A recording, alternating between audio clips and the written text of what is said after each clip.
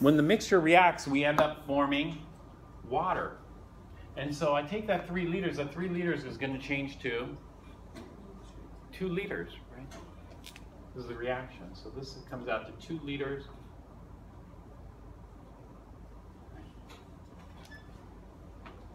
2 liters if H2O were a gas. You know, because this is for gases, right? But H2O is not a gas. H2O is a liquid. And so am I going to get 2 liters if H2O is a liquid rather than a gas? No. I'm going to get way less than 2 liters.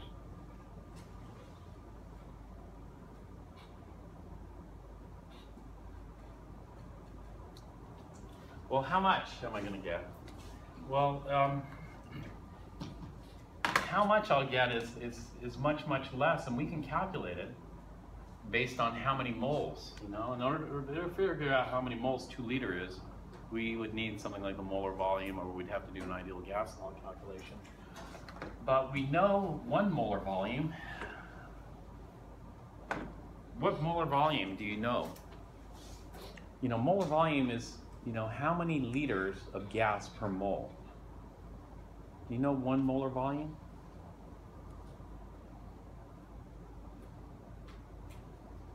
You should memorize. A lot of people memorize 22.4 liters per mole of gas, but I don't want you to memorize that one. I want you to memorize the other one. Almost, yeah. It's 24.45 liters per mole of gas at 25 degrees C in 1 atmosphere. 24.45. We'll just call it 25, about 25, because we're just going to do a rough calculation. And so about 25 liters per mole at room temperature in 1 atmosphere. And so 2 moles of hydrogen would be about 50 liters. Right? Roughly, a little under 50 liters. And 1 mole of oxygen would be roughly 25 liters. And so this is 2 moles of hydrogen. 1 mole of oxygen is going to produce how many moles of water? 2 moles of water. Water has a molar mass of 18 grams per mole. If I have 2 moles, that's 36 grams. So I'm going to produce 36 grams of water. Density of water is about 1 gram per milliliter. And so what I end up with is, if I do this, I'm only going to get about 36 milliliters, or 0.36 liters of liquid water form. That's because the liquid is all condensed, right? When the molecules are touching. Gases are mostly empty space.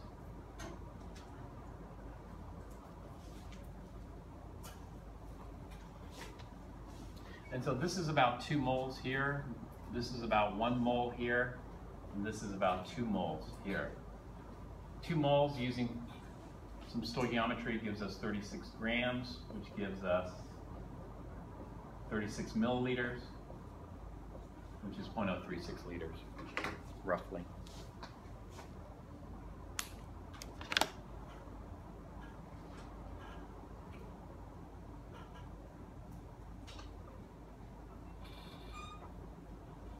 Okay, so Avogadro's comes in handy when we do gas stoichiometry. When we do gas stoichiometry, as long as the pressure is constant, we're okay.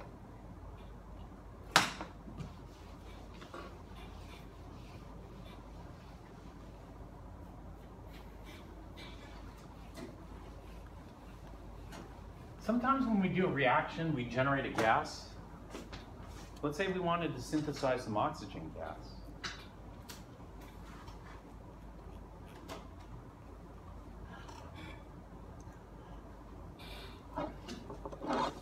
We synthesize the oxygen gas and then we collect it. And so this bottle was filled with water completely and then inverted.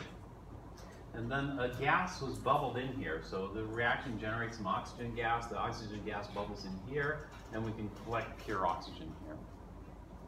But the problem is when the gas goes through water, what happens is, you know, some of the water molecules will evaporate.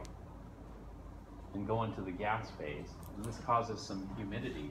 And so this might have been dry gas going in, but coming out up here, it's no longer dry. It's saturated with water vapor. If this is, you know, a small volume and we got lots of water here, this is like being inside an indoor swimming pool. You know, if you go inside an indoor swimming pool like the one on campus here, it's very humid in there. And that's because what happens is we reach a state of dynamic equilibrium. In this state of dynamic equilibrium, let's say we stop tracking gas here. This gas is going to be 100% relative humidity. And so if you were to go inside this container, it'd feel very humid because the gas has been saturated with water vapor. What happens in the saturation process is we have evaporation. And as more and more water molecules go into the gaseous state, and so this is what we'll see. So we're going to trap some oxygen over some liquid water, like this.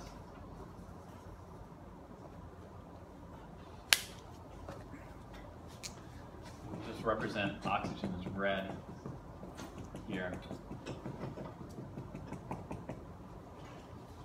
What happens is the oxygen originally was dry.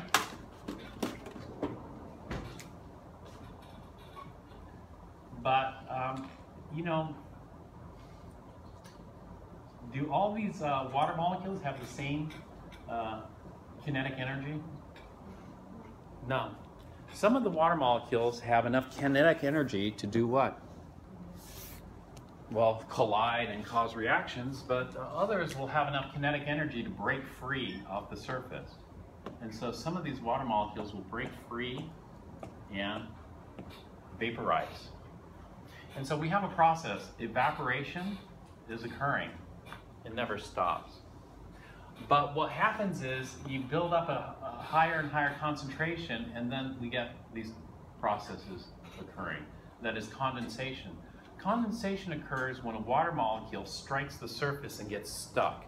Why does it get stuck? Because there are attractions with the other water molecules, hydrogen bonding attractions. And so if it's not moving too fast, it'll get stuck and condense. The more collisions we have, you know, that is, the more water molecules we get in the gaseous state, the higher the condensation rate. And eventually what's going to happen is this.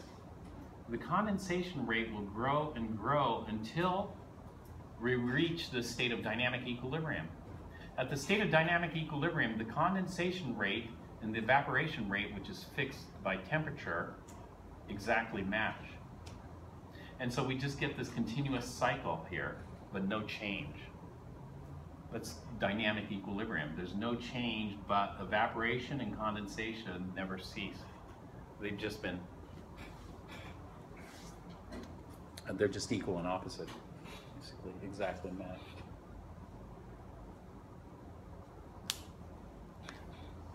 So this is not a pure oxygen we collected. This is a mixture of gases.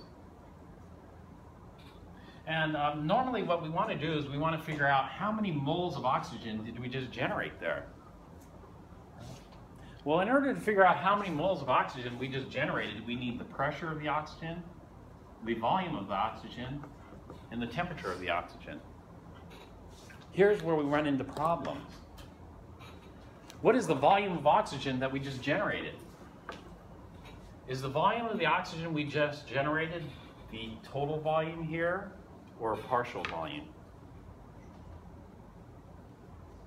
What is the pressure of the oxygen we just generated? Is the pressure of the oxygen equal to the total pressure or a partial pressure? Which one do we use?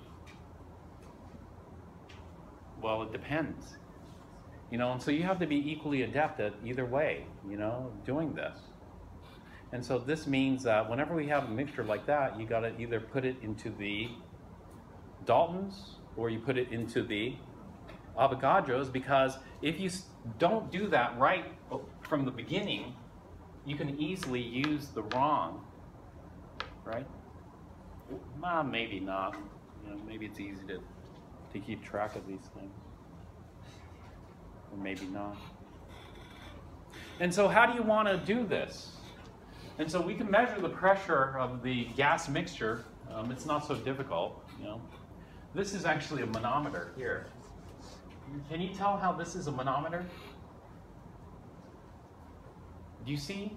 This is actually a manometer, but it's not a mercury manometer. It's a water manometer. And if you look at it, which weighs more? The atmosphere or the gas? Do you see it? The atmosphere or the atmosphere is weighing more because you see it's pushing down, so the seesaw is tilted down. The gas weighs less, it's up here. We can calculate the pressure of the gas by measuring the height of the liquid.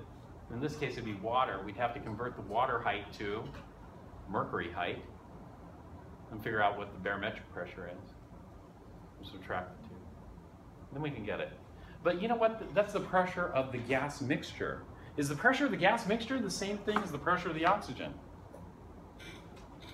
And then, okay, after we do that, we measure the volume. Oh, that's easy, you know, whatever maybe there's a scale on here, you know, graduation. And so I just use this pressure, you know, that I just measured here, and this volume, and am I okay for my PV equals nRT calculation? Yes or no? Am I okay if I just use the pressure that I just measured of this gas mixture and the volume of the gas mixture and plug that into PV equals nRT? Yes or no? No.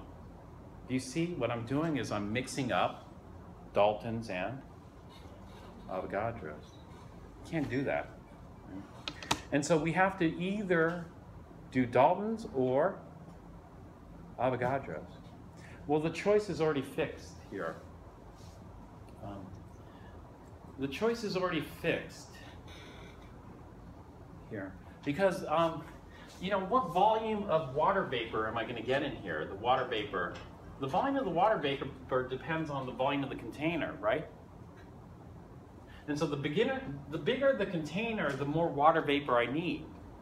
And so the volume of H2O gas is what we call an extensive property. It depends on the size of the container. And so I got to know how big my container is and then figure out how much oxygen and how much water I have in there in terms of volume. But it turns out that the pressure of the water vapor is an intensive property.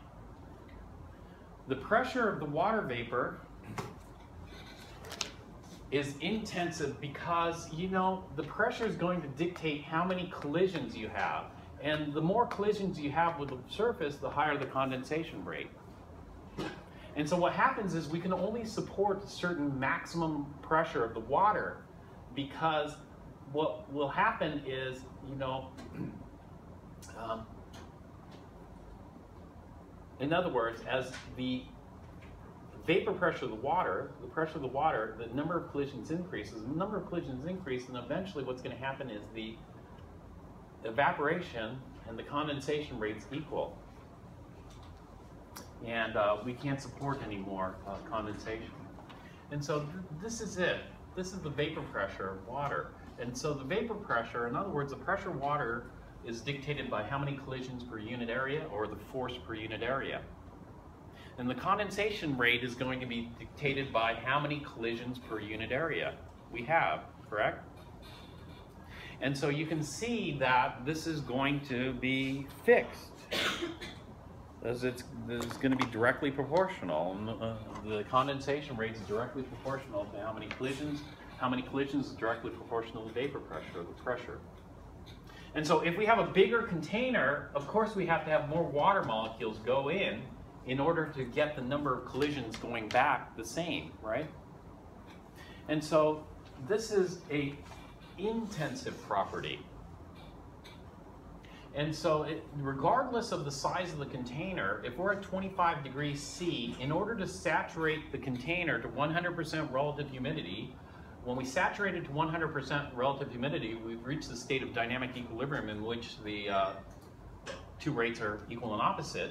We're going to generate a pressure of 23.76. And so let's warm this up, or let's make sure this is at 25.0 degrees C. And that means that we need to generate a certain pressure of water. Maybe that sticks there. Certain pressure of water so that we get this rate. Well, what is that pressure? Well, the pressure of water is its vapor pressure, and that's going to be 23.76 millimeters of Hg. Okay, so now we know the partial pressure of the water.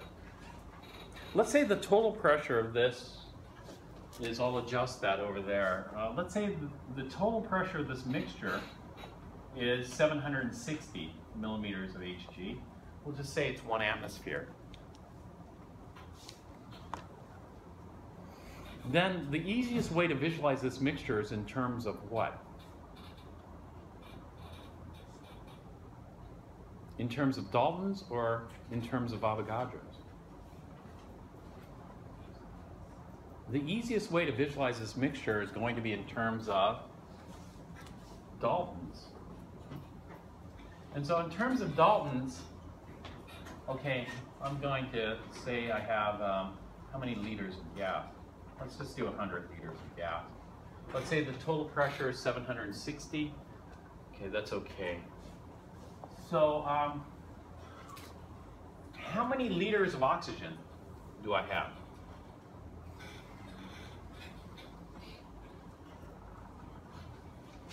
How many liters of oxygen do I have? 100 liters of oxygen.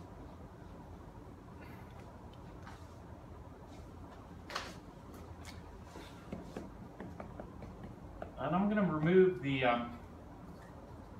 water vapor. And so this is just 100 liters of pure oxygen.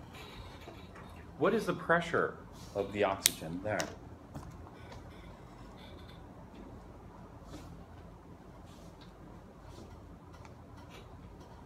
Well, I'll answer that in just a second. How many liters of water do I have?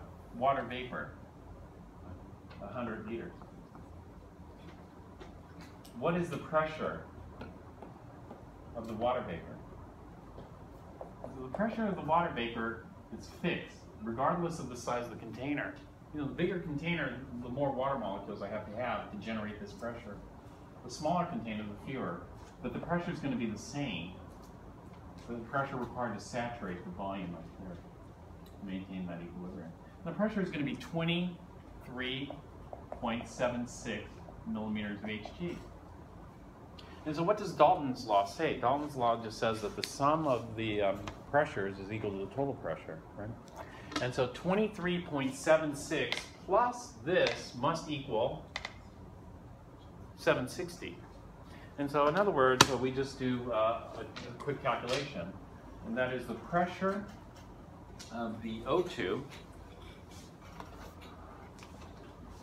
The pressure of the O2 is just equal to 760 minus 23.76. Ignoring sig figs here, I'm going to get 736.24 millimeters of Hg. Is that right? And so now if I want to do the calculation, I want to figure out how many moles of O2 I just generated. The moles of O2 is going to be equal to P.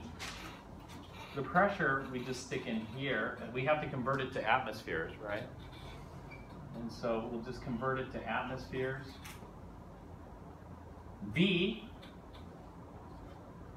100 liters, over RT, 298 Kelvin. So we know how much O2 has been generated.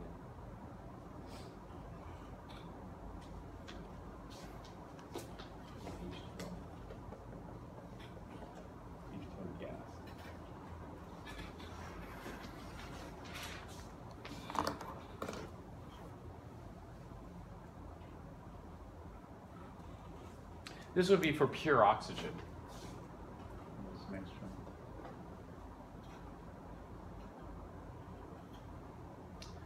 All right.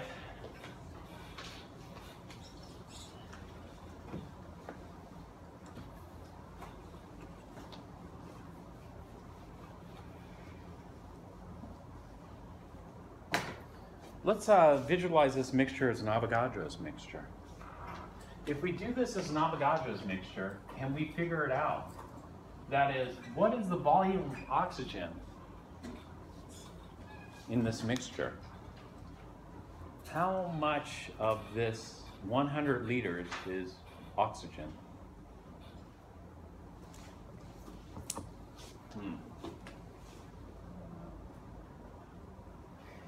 And what is the volume of water vapor?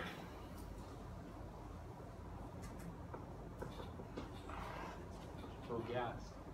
Because according to Avogadro's, the volume of oxygen, pure oxygen, plus the volume of the water must equal 100 liters. Well, what's the pressure? What's the pressure of the oxygen? The pressure of the oxygen is 760 liters of Hg. And that means this box is a little smaller than 100 liters to generate that pressure. It's my O2. O2 is red.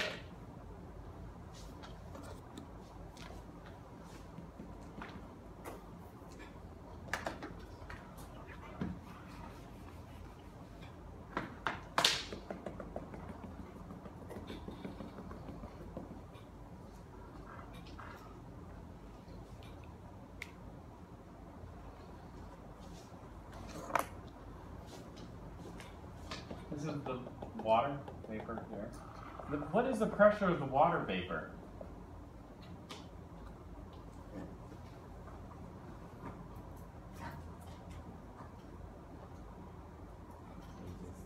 $760. The pressure of the water vapor is also 760 millimeters. In other words, the pressure is constant, the volumes are additive. And so now what I want to do is I want to figure out what my volumes are. Can I figure out what my volumes are? Unfortunately, they didn't give us a table. You know, they gave us a table for the partial pressure of water here, that is the vapor pressure of water. But where's my volume table? They aren't going to give you a volume table because volumes are extensive. They depend on how big the volume is, right? Whereas pressures are intensive. It doesn't matter how big the container is. And so the question is, how do I figure out what my partial volumes are? Is there a way to do it?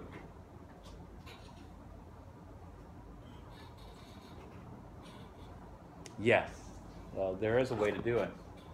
We could figure out what my volumes are, and the way we can figure that out is because we know that the mole fraction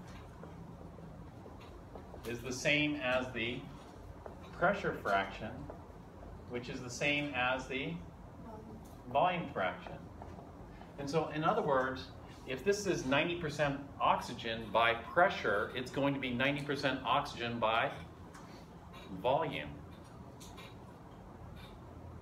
And so we could figure out what the volumes are here. Therefore, the volume of H2O we can calculate. The volume of H2O is, well, going to be equal. V H2O over V total is equal to P H2O over P total. We solve for V H2O, and so the volume of H2O is equal to the pressure fraction times the total volume. Well, the pressure fraction of water vapor was 23.76. 23.76 millimeters of water vapor for 760 millimeters total. And so here's your pressure fraction, and then we just normalize it for volume. V total is 100 liters. And so whatever this percentage is, that's going to be the percentage of 100 liters, or the fraction of 100 liters. And so how many liters of water do I have?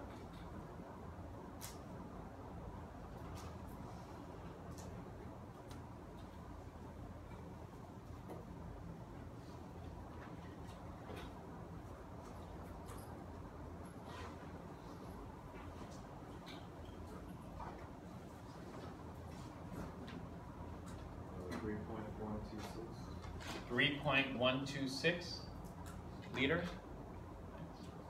And so it's about 3% water vapor. And so if this is 3.126 and my total volume is 100 liters, then this must be 96.864. 874. Is that right?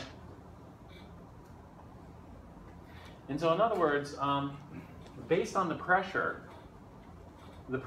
percentage was 96.8% oxygen, although we didn't calculate. We just calculated the fraction, right? We didn't calculate the percentage. Calculating the percentage from the fraction is you just multiply by 100%. Does everybody see where I got this from? You know, it's just 100 minus this. Or you could have calculated it, you know. Or you would just do the pressure fraction. The pressure fraction for this was 736.24. 736.24 out of 760 is oxygen times that 100 liters.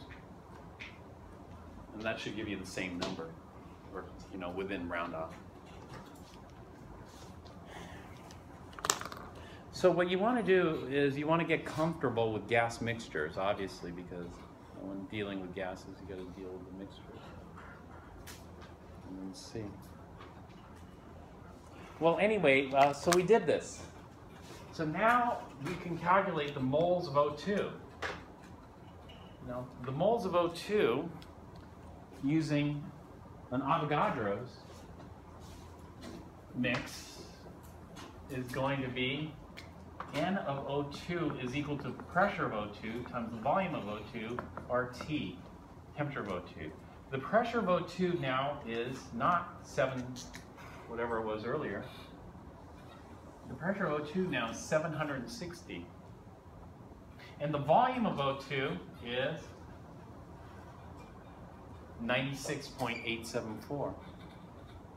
We plug these two numbers in, we should get the exact same answer as the Daltons, right? Because it's the exact same mixture.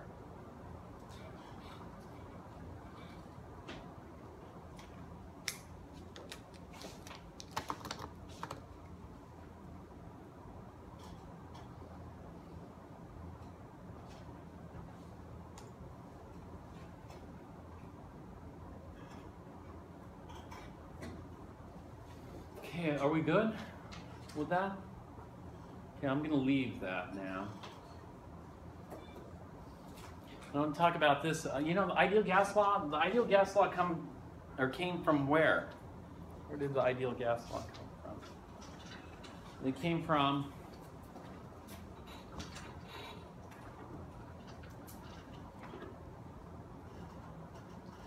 you know, who derived it? I don't know, but you know, how was it derived? I'm sorry? From the simple gas laws. Where did the simple gas laws come from?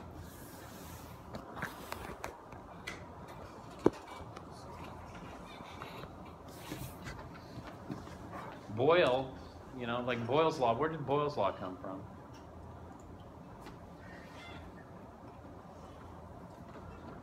Simple gas laws. What's this? Curve.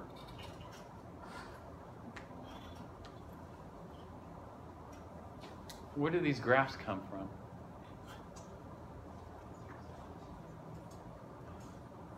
Observations. Observations, and then do you see the pattern? The pattern is the graph. From the pattern, we could get a mathematical equation, which we call Boyle's law. So this is a mathematical equation that fits this pattern. This law is an example of a empirical equation. Empirical equations are these equations based on observations. And so in other words, the ideal gas law came from observations. It's how gases behave. Those observations lead to laws, laws lead to hypothesis, hypothesis leads to theory. A theory gives a fundamental description of the law. And the theory for gases is called kinetic molecular theory. Gases. Here are the basic components of this theory. In kinetic molecular theory of gases, a gas is composed of a very large number of extremely small particles. Molecules, or in some cases atoms, in constant random straight line motion. And so we have a gas here consisting of some very small particles in constant straight line motion. And they're colliding, generating pressure. Molecules of a gas are separated by great distances. Well, you know, great distances if you're a gas molecule. You know, gas molecules are extremely tiny, but since we're so big, you know, great distances might not be so big. You know, a great distance in a gas might be like this, a meter would be a great distance. Or centimeters. The gas is mostly empty space. You know, yeah, the molecules are quite small. Molecules are treated as so-called point masses, as though they have mass but no volume. And so we know, you know, water molecules and oxygen molecules have volume, molecular volume. If you've done VSEPR, you figured out molecular structures.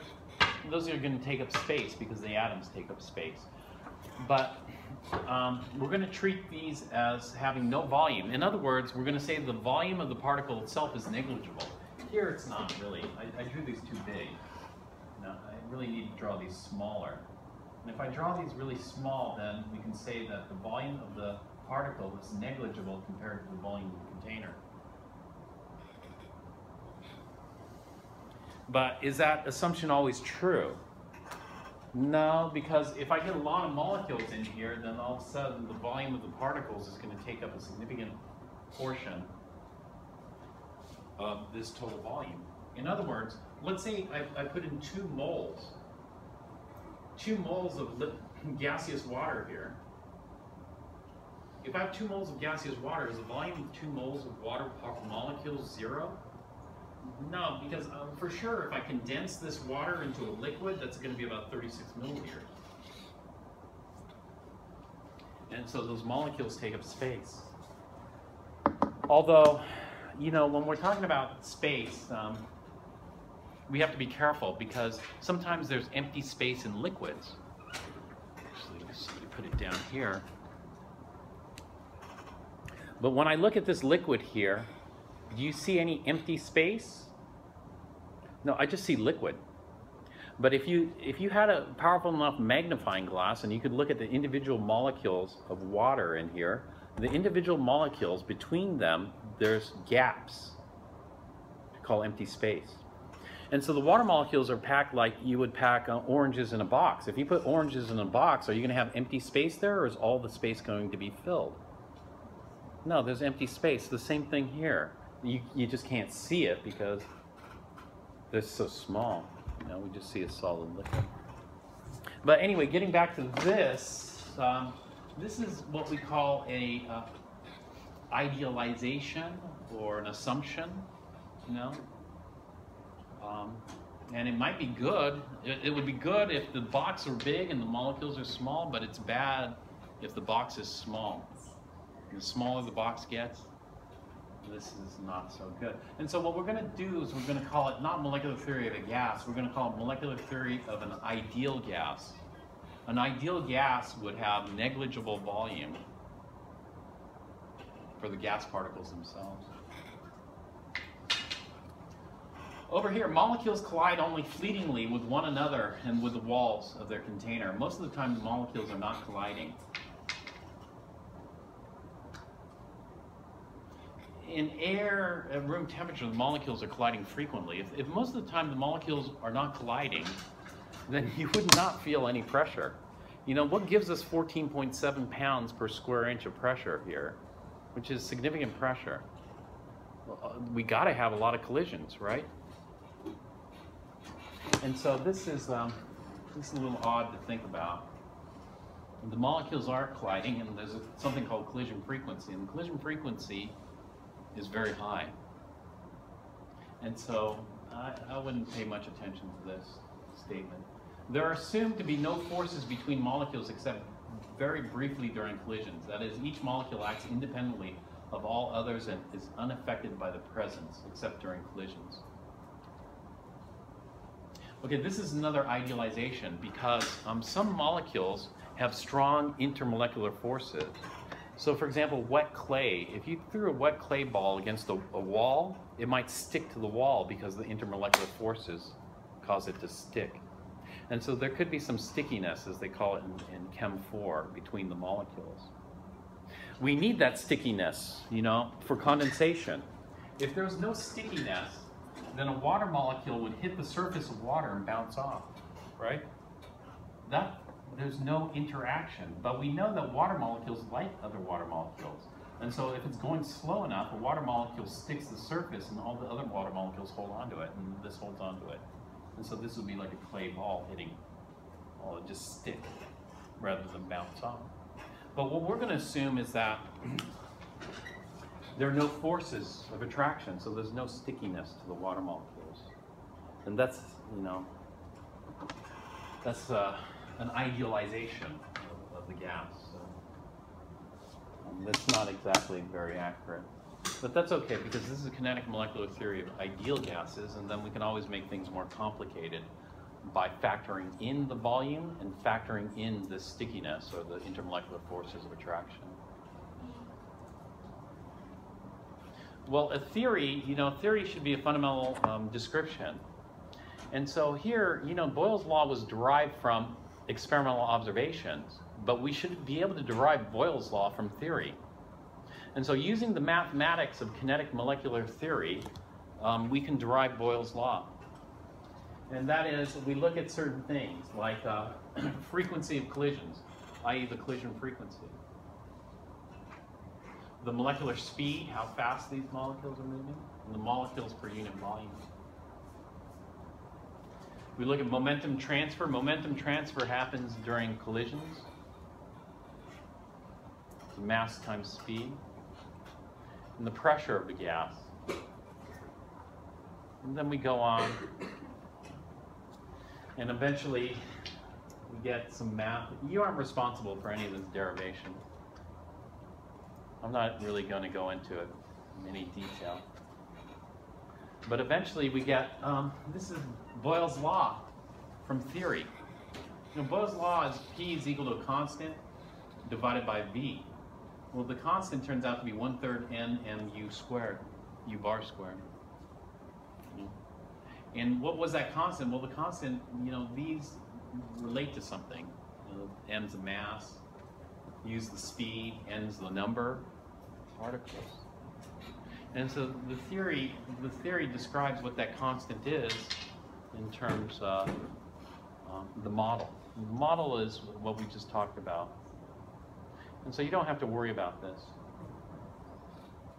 There's some things in this theory we're going to calculate. We aren't going to derive Boyle's law, but there is some things that we are interested in. You know, this Maxwell, or Maxwell-Boltzmann. Have you heard of a Maxwell distribution? Maxwell-Boltzmann distribution, thermal distribution. You heard of that? This is what it looks like. You've seen this before, but it wasn't for speed, it was for kinetic energy. I did a kinetic energy distribution. I asked you if all the water molecules in a liquid moved at the same speed or had the same energy. They don't. And the same thing with a gas. If I have a gas, this is a gas at 25 degrees C. Are all the oxygen molecules here moving at the same speed? No. In fact, if we look at the distribution of speeds in that sample, the distribution would have a shape like this. And there'd be some high energy tail here. So some of the oxygen molecules would have fairly high energy, and some would have low energy, but the bulk would have something around here. If you look at the average, you know, this is the mean. You know what a mean is? Mean is 50% of the molecules above, 50% below. That's not very useful for us. What's more useful is the average. The average is just you take all of them and what's the average speed. But it turns out the average speed is not what we're after. We're after this speed here, which is going to be slightly off of the average. This speed is called the RMS speed. And speed is given by u, or velocity is given by u in our book.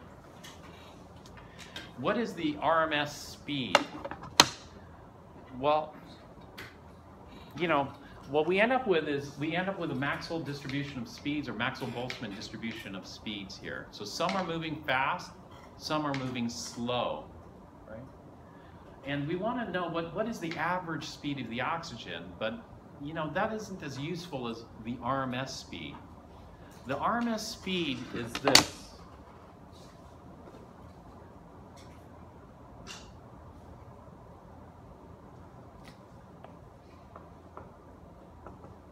Is called the root mean square speed.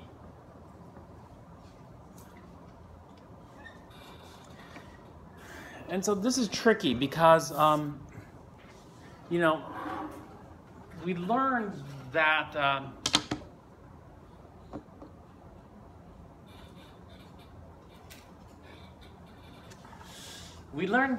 there's a big distribution of speeds, but if we could have all the oxygens have just one speed, you know, and so what we'll do is we'll speed up the slow ones and slow down the fast ones so everybody's moving at the exact same speed. Let's say we only have one isotope in here, you know, because you could have heavier oxygens and lighter oxygens, right? But let's say we just have one isotope. So we speed up the slow ones, slow down the fast ones to give everybody the same speed. What would the speed be? Would it be the average speed? It turns out no, it's not. It turns out it's the root mean square speed. And so what the root mean square speed is this. The root mean square speed is the effective speed for the entire collection of molecules. And so if we were to give one speed to each of these molecules to give us a 25 degrees C temperature, the RMS speed would be it.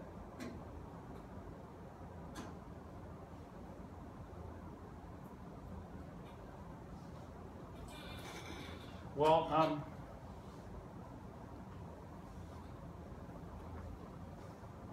now, rather than dealing with the distribution, we aren't going to calculate this distribution. We're not going to do any calculations, although it's not that hard. Here's the mathematical equation for that distribution. And so we could do calculations, but we aren't. We're only going to be interested in one speed. We aren't going to be interested in the maximum speed. The maximum speed's way out here somewhere.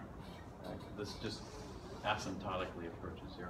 We aren't going to be interested in the minimum speed, which would be way down here. We're going to be interested in the RMS speed.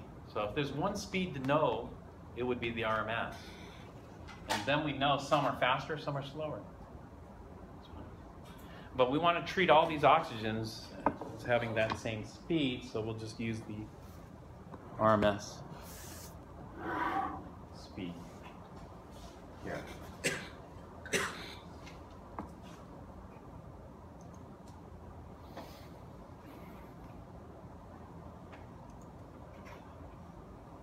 Let me jump ahead a little bit. And let's talk about the meaning of temperature.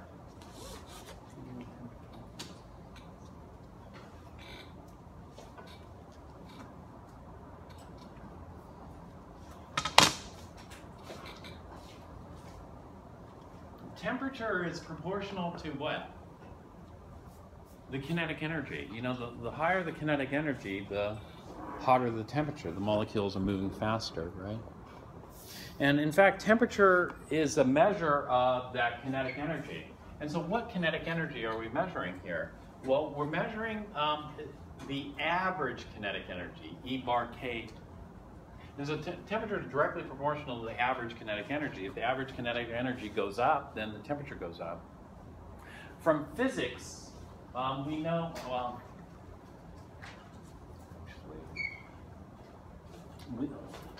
from physics we could derive this equation here. E bar K is equal to this, 3/2, this is for an ideal gas, RT over NA.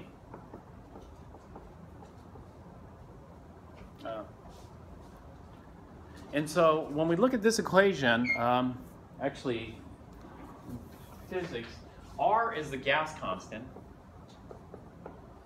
You know what NA is? Avogadro's number. R over NA is given a name, K. K is called the Boltzmann constant.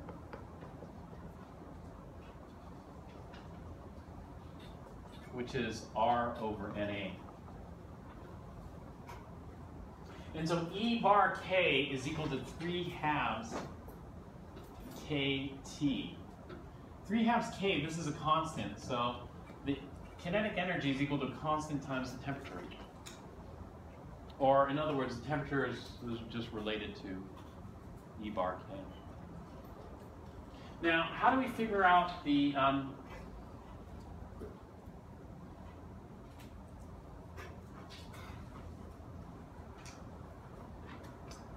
E bar K?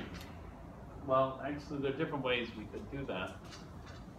But one way to figure out the kinetic energy is the energy of motion. And from Newton's laws, we get this. E bar K is equal to 1/2 times the mass times U squared, the velocity squared. And so the kinetic energy is equal to 1/2 mv squared. That's the equation people memorize. One of Newton's laws in physics. Right? But we're not going to call it 1/2 mv squared. We're going to call it 1/2 mu squared. Now, which speed do we use? Well, we use whatever speed we're interested in, but if we want the average kinetic energy, then do we use the average speed? This is odd, because you think if you want the average kinetic energy, you should use the average speed, right? Average speed should give you the average kinetic energy, but we don't. You know what we use? We use the RMS speed. And so E bar K is equal to 1/2 U RMS squared. Let's see. Which is equal to 3/2 RT over NA, right? Which is equal to 3/2 KT, but 3/2 KT is not here in our book, so. But that's the most common way you see it, 3/2 KT. So I'm going to leave it out. And so there are two ways I can calculate the kinetic energy. One, I can calculate it from the RMS speed, or two, I can calculate it from the temperature. Well, temperature is easy, right? URMS speed is a bit more of a hassle, but you know what? It's not difficult to calculate because we know the equation for the distribution. And so we can go back and figure out the URMS speed from the map. Figuring it out, you don't have to derive this equation, but URMS speed is just going to be equal to the square root of 3RT over M. And so if we want to determine the URMS speed, URMS is equal to square root of 3RT over M, where M is the molar mass. So I'll write a funny looking M. So let's do some calculations now. I know my oxygen is at 25 degrees C. What about my water vapor? My water vapor is also at 25 degrees C. And so since the oxygen and the water vapor are both at 25 degrees C, that means they both have the same average kinetic energy. And so let's calculate the average kinetic energy of that based on temperature, because that's all it depends on. That's going to be 3/2. What's R? R is 8.3145 joules per mole Kelvin, we'd use this one, the energy R here, divided by Na. Na is Avogadro's number, 6.022 times 10 to the 23rd. What? What are the units of Avogadro's number?